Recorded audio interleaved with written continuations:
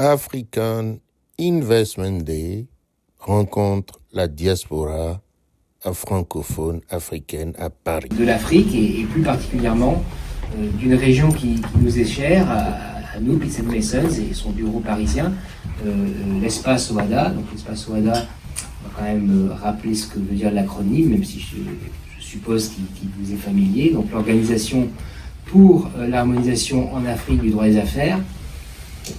On est effectivement ici à Paris une équipe de plusieurs avocats dont vous allez avoir le plaisir de pouvoir, avec lesquels vous allez avoir le plaisir d'échanger au cours de la soirée.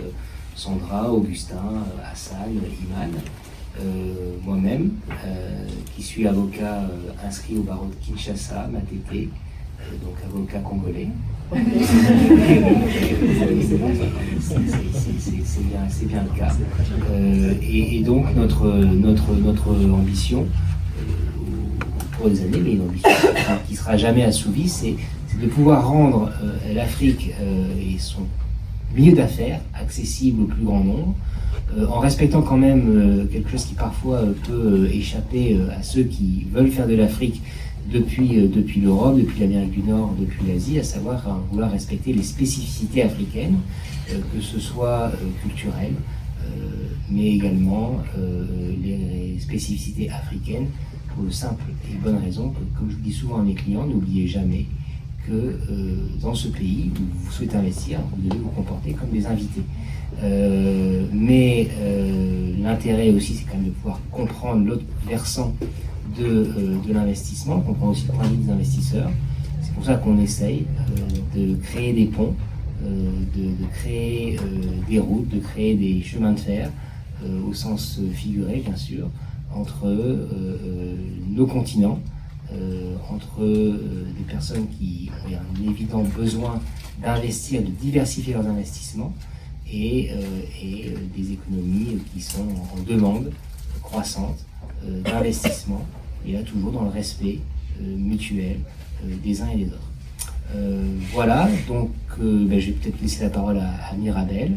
Une fois de plus, on est très très ravis de vous accueillir, et n'hésitez pas à nous solliciter au cours de cet événement pour qu'on puisse vous parler un peu plus de ce que l'on fait dans le détail dans ces 17 États membres de l'OADA. Merci. Alors, bonsoir à tous et toutes. Finally, some of us, we see each other in person. Some of us, we've known each other for quite a while. But I'm very happy to see all of you. You look very good. You smell good. Fantastic. Let's start the evening. So tonight, for those, maybe I'll introduce myself again because some of us we haven't met before. So I'm Mirabel Mayak. I was born to a German mother and a Cameroonian father. That was a very spicy marriage. And my first word wasn't mom or dad, it was letter of credit, because my parents used to talk so much about business that was the first word. And I was born into cross-border business between Francophone Africa and Europe. And I have been specializing on Francophone Africa. And I have met Olivier through my work. Olivier has always been very, and as some of us know, it's quite difficult when you're African, when you're Pan-African, it's quite hard to find companies that accommodate your Africanicity. And I've met Olivier, a white man who speaks Lingala. And what I really appreciate, and I think that's something a lot of you can understand when you explain something, Olivier asks questions. He doesn't just say, oh, no, that's not possible. Or, sometimes we're faced with ignorance. And I think that's really the problem when it comes to Francophone specifically, because that's all I know, but not long anymore. And that's really the problem when Francophone Africa and Europe speak. We have a lot of questions. Sometimes we meet a lot of ignorance, sometimes even on both sides. We have prejudices, and therefore it's really important to bring people together. I started the African Investment Day in 2018 out of frustration. I was really frustrated because I saw a bunch of white men talking about Africa, but they weren't talking with Africans. And also, a lot of them were just experts and not experts. So Olivier was an expert. So I was like, wow, finally, I found the right person. And I found other companies such as Africa Container Shipping. I think, Luana, where are you? There, yes. So she's the CFO. Is that correct? Yes. And then we have PwC. So I've outsourced a few companies, and they were down to earth. They want to understand the business. They do their job. They incorporate the diaspora, which is really one of the main key focus points. And so I started the African Investment Day out of frustration, and something like, yeah, I don't care, I'm just going to do it. Became something a bit bigger.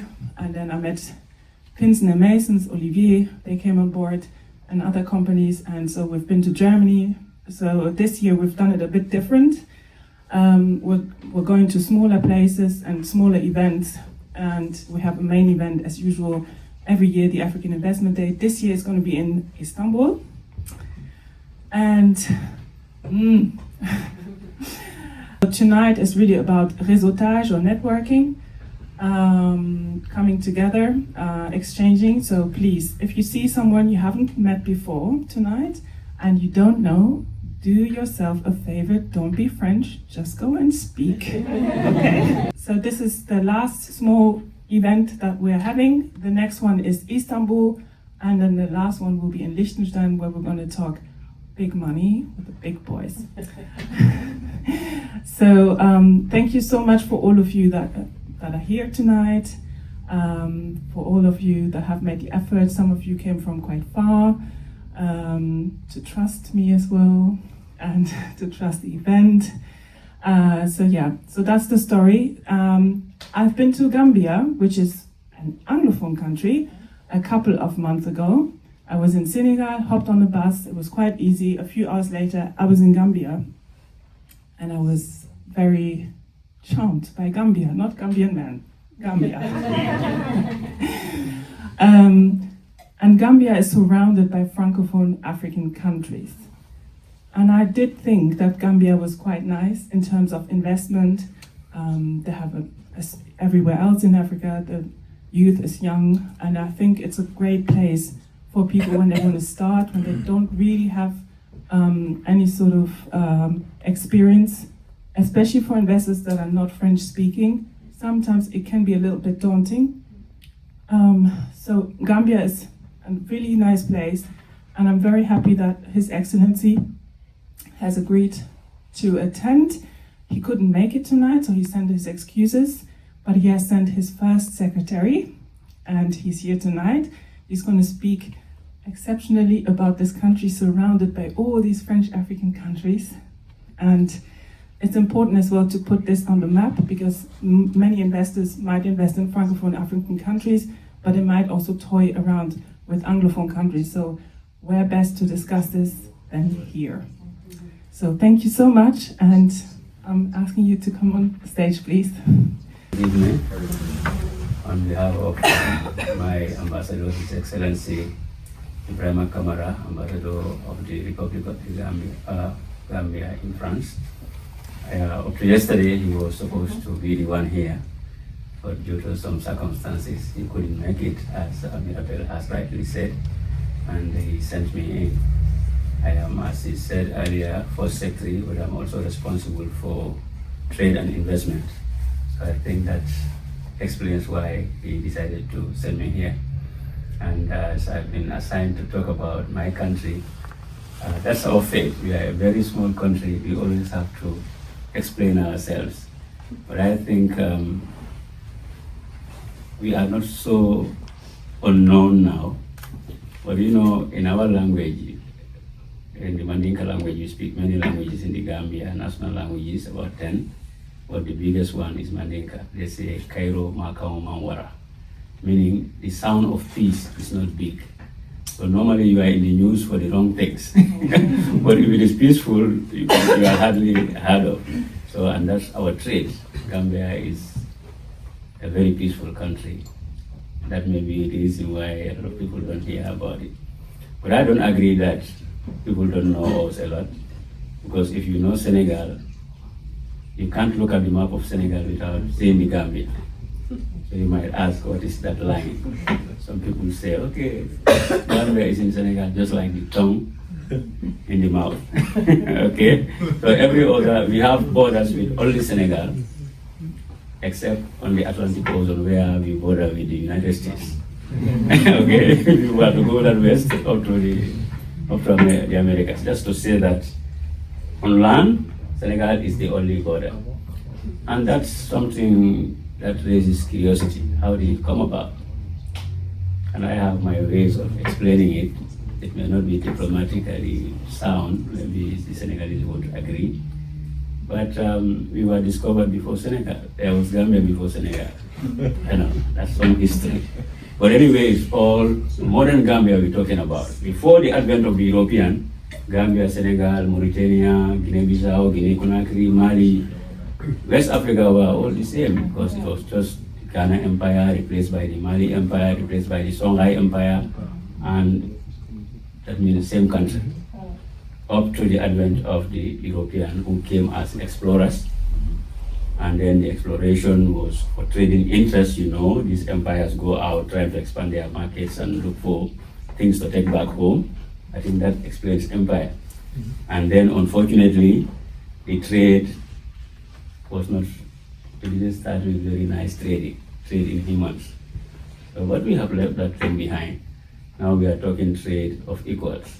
That's very nice. I don't want to remember the slave trade, but it is part of our history. And I'm speaking here in English. That is facilitating our communication. Maybe that is the only good thing that has come out of colonization. That we've got a language with which we can talk with the rest of the world. You will see that the Gambia, in fact, its name is from the river, according to the Europeans, which is not true. But I will explain. Because Gambians don't have a name for that river. The main river, we just say river. But the tributaries have names. So for Nyama, Tambolong, Miniminiambolong. So we name the tributaries, but the river, we just say river. But when the Europeans came, in their tradition, no, in their concept of statehood, they would reach a place and say, where is this place? Expecting the name of a country. But in our own culture, you meet somebody you first greet, and you say your family name. So this European came from the Atlantic Ocean, landed and said, where is this place? And the man is saying, my surname is Kambi. And they wrote Gambia. Okay? Then because we are always with Senegal, it's a similar story with Senegal. Senegal, when they landed on that part, they are saying, where is this place? The Senegalese is saying, Samagal, this is my boat. It's my boat, because the man was sitting on his boat. So this is my boat, Senegal. Samagal, corrupted to Senegal. So that's how those names came. But when it came, you know, there was a long history of trying to enter Africa through the Gambia River, because it is the most navigable river. So it gave the Europeans opportunity, those who entered through that place, to go inside Africa up to the River Congo. So this is why when it came to the partition of Africa, the British had so much land elsewhere, so much space, they were not particularly interested in that part, but only the river. So they wanted to keep the river Gambia. So you will see that the Gambia, except on the Atlantic coast where it spans up to 45 kilometers, it's just like on average 12 kilometers on this side of the river and 12 kilometers on the other side of the river. And that goes up to around close to 500 kilometers inland where they stopped. So that is this riverine country, Gambia. So it is the smallest country on mainland Africa. And that's why we always have to present ourselves. But we are very popular in the world of tourism. We are called the smiling coast of Africa because the people are always smiling. Just like I am smiling now. Okay? But the history of the Gambia has always been related to trade. You see, this exploration, entering Africa, you know that the exploration was to find places to trade, isn't it? So that's trade. But even before that, during the times of the African empires, you know, that's, I don't want to go into too much history, but Gambia has always been the area called the Gambia, because then it was not called Gambia. Had some trading opportunities, and like it was going on, that's it. Even those who wrote the history of Africa, Ibn Khaldun, Ibn Battuta, Mahmoud Al-Kati, all of them were traders, Arab traders who wrote the history. So we've been always been associated with trade. Now coming to the modern age, the Gambia, at the level of the government, policy-wise, sees itself as bound to promote re-export trade. That's what we specialize in. So we don't manufacture a lot, but we are experts in trade, and we have that geographical opportunity to be able to redistribute what is coming from elsewhere. And somehow the French are so related to the Senegalese that for Senegal, most of the things came from France. I think it was a matter of policy. But for the Gambia, we are small and very independent. So when we got our independence from the UK, we were not so attached, just like the Francophone were attached to France. So we were free. So even the English we speak, I say I have a British basic education and a North American higher education, and that's true. So when we spell the words, it cannot be strictly British or strictly American, so we are the two. Basic English, because we say we are British, at the primary school, then that time it's British. But when you go for higher education, you of course go to the United States now, Canada, and so on, or anywhere else. But what I'm trying to say is that we are open, and our trading opportunities came from everywhere. It's China, Thailand, the rice that is coming. So we redistribute this thing. Since the Francophone countries, as he said, are so attached to France, and even their importation of things, France was the priority, we had the opportunity to bring things from everywhere. And naturally they like them. And that's why Senegal is so protective of its borders, because if they allow things from Gambia to go in, it will compete with certain things in their countries. So those are the only little differences you see between the two countries. Otherwise, demographically, we are the same. But for syndicates, trade unions, sometimes they'll be fighting to protect their interests. So if you are those little massive, but it is never possible to have a problem between Gambia and Senegal. Because you go to the parliament, you will find out that more than half of them have family in the other side. So who will decide to fight? That's not possible. So what I'm trying to say here is that everyone is welcome to the Gambia. It is an open policy encouraging people to come, foreigners to come and invest in the country. That's why we have a whole agency dedicated to that. It's called Gambia Investment and Export Promotion Agency. It's kind of autonomous, government-created autonomous body with the mandate to encourage investment. So you can Google it, GIEPA, GIEPA, or just write anything close to that, Gambia Investment and Export Promotion Agency. Then you will see all the opportunities, all the incentives that are there for foreign investors. So from one who is responsible for trade and investment, I can explain in detail. We have programs for Gambian youth, we have programs for Gambians in the diaspora, we have programs for total foreigners who are coming to invest, and that plays on the kind of taxes they will do. But there are also special incentives dedicated to each category. So when you are coming, you look, you say, okay, as a French person who has no connections to the Gambia, I will be in this category, so what is there, what do they have for me? But you can also contact, the numbers are there, the emails are there, you can contact, you can come through the embassy, and you do corporate embassy. It's a small embassy, so when you talk trade, they will refer you to me as long as I'm here. But it can change, but happily I've been here since 2018. So that is it about the small country, the smallest country on the African continent, but the most peaceful country, the most sociable country. And there are many business opportunities. I'm glad that there are companies here who are already operating in the Gambia. So I think they should attest to what I'm saying. I will invite the shipping company to say something about that. Not by force, you don't have to. Thank you very much. That's what I have to present my country. African Investment Day. Bonsoir.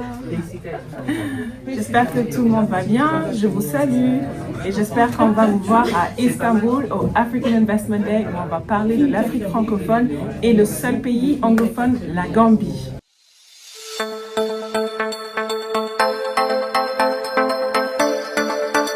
Itinéraire Business, l'émission qui parle le mieux de vos succès.